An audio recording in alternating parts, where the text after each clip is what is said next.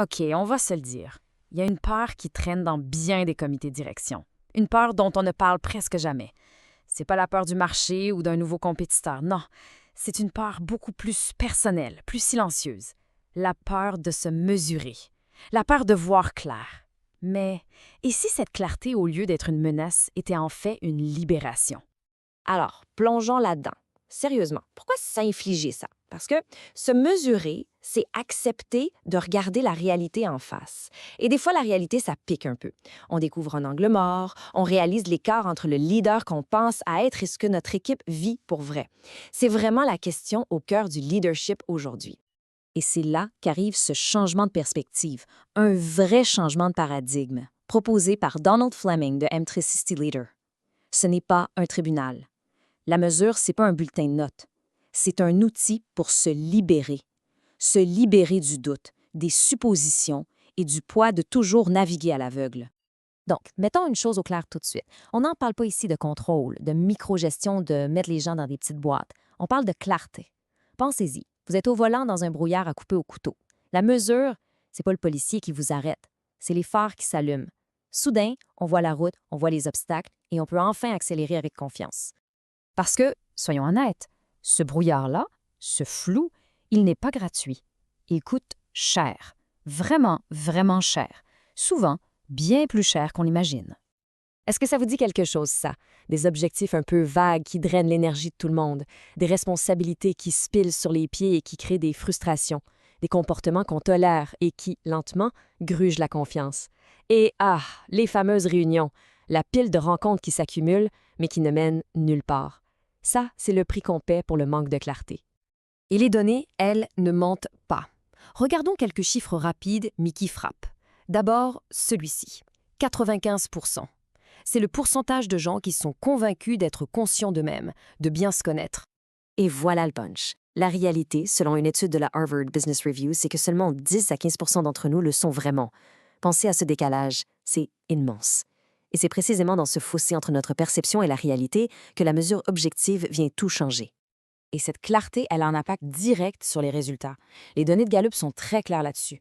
Les équipes qui sont vraiment engagées, un résultat direct de la clarté, sont 23% plus profitables. 23%. Et l'absentéisme peut chuter de 81%. Ce n'est pas juste une bonne vibe, c'est un avantage stratégique majeur. Et pour finir, une statistique de Microsoft qui donne le vertige. En moyenne, on est interrompu toutes les 2 minutes. Imaginez le chaos. Sans un cap clair, sans des priorités solides, on fait juste du surplace dans un ouragan de notifications sans jamais avancer pour vrai. OK, assez de statistiques, rendons ça plus concret. J'aimerais vous parler de Mireille. C'est un cas client réel, bien sûr, anonymisé, et son histoire est incroyablement révélatrice. C'est l'histoire classique du « tout va bien », du moins en surface. Sur papier, Mireille, la directrice générale d'une PME, cochait toutes les cases. Elle était respectée, humaine, son entreprise fonctionnait bien. De l'extérieur, c'était un succès. Sauf que le fameux brouillard, lui, s'est installé à l'intérieur, sans faire de bruit. Et voilà ce qu'on entendait quand on écoutait vraiment. Des petites phrases qui sont de gros signaux d'alarme. On n'est pas trop sûr des priorités. On dirait qu'on brasse beaucoup d'air, mais qu'on n'avance pas. L'équipe était occupée, oui, mais pas productive. C'est ça l'épuisement silencieux qui vient du flou. Et là, le point de rupture. 2 de ses meilleurs talents démissionnent. Coup sur coup, en quelques semaines. Ce qui a le plus frappé Mireille, c'était pas la déception, c'était le choc, la surprise totale. Elle n'avait rien vu venir. Le brouillard était tellement dense qu'elle ne voyait même plus ses propres piliers s'en aller. C'est ce moment de crise qui a tout changé. Face à ça, la solution, ce n'était pas de travailler plus fort, mais de travailler plus clair. C'était de commencer à utiliser la mesure non pas comme un bâton, mais bien comme une boussole. Alors, comment la transformation s'est opérée? En 5 grandes étapes. D'abord, on a mis la réalité sur la table, de façon honnête, mais surtout sans chercher de coupable. Ensuite, on a clarifié les rôles et les objectifs avec l'outil M360 Compass, pour que tout le monde sache où on s'en va. Troisièmement, l'électrochoc. Avec M360 Meet, on a calculé le coût réel des réunions. Et oups, des milliers de dollars qui partaient en fumée chaque semaine. Puis, avec l'application M360+, on a bâti des micro-habitudes pour que les changements s'ancrent dans le quotidien. Finalement, tout ça a permis à Mireille de retrouver sa posture de leader, plus sereine, plus stable et plus visionnaire. Ce qu'il faut comprendre, c'est que c'est un écosystème. Chaque mesure est connectée à un résultat concret. Par exemple, on mesure les objectifs avec Compass et le planificateur M360. Boum, on réduit la fatigue décisionnelle de toute l'équipe. On utilise M360 Meet pour chiffrer les réunions, on récupère un temps fou et on accélère. On suit les micro-habitudes avec M300+, les bonnes intentions deviennent enfin des réflexes durables. C'est un système complet pour transformer l'ambition en action.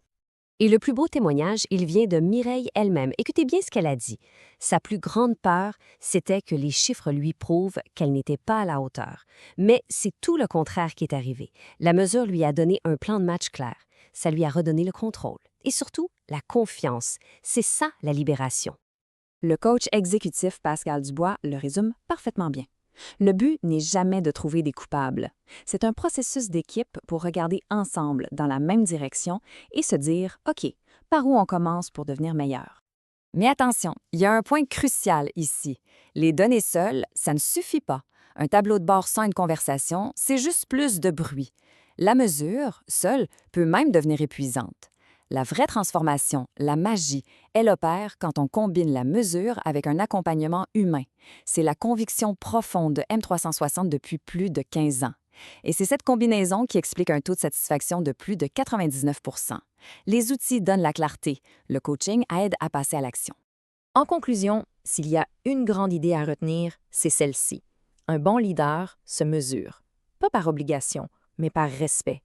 D'abord, le respect de soi-même, en refusant de naviguer à l'aveugle. Et surtout, le respect de son équipe, en lui offrant la clarté qu'elle mérite pour s'épanouir. C'est ça, le leadership activé. Alors, si vous avez l'impression que votre organisation navigue dans le brouillard, sachez que la clarté est à votre portée. Chez M360, nous ne sommes pas là pour simplement vous éduquer. Nous sommes là pour vous activer. Visitez m360leader.com pour révéler le leader en vous.